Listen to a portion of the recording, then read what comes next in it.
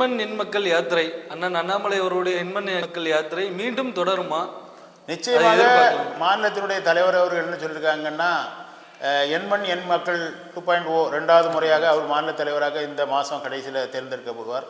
தேர்ந்தெடுக்க பின்னால் இந்த மாதிரி ஒரு ஊரில் மட்டும் ஊர்வலமாக போகாமல் ஒரு நாளைக்கு ஒரு சட்டமன்ற தொகுதி, ஒரு 150 சட்டமன்ற தொகுதி செலக்ட் பண்ணி வச்சுருக்காங்க. அதில் நம்ம தொகுதி 2மே இருக்குது.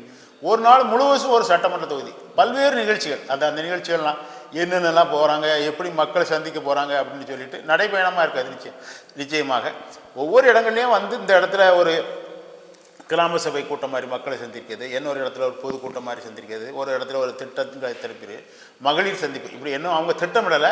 இப்படி பல்வேறு வகையான நிகழ்ச்சிகளை திட்டம் போட்டு ஒவ்வொரு சட்டமன்றத்திலையும் அதே மாதிரி நிகழ்ச்சிகள் நடைபெறும். விரைவிலே அது இருக்கும். வரக்கூடிய சட்டமன்ற தேர்தலுக்கு முன்பாக ஏற்கனவே இருந்த வாக்குகளை இரட்டிப்பாக ஆக்குவதற்கு அந்த தலைவருடைய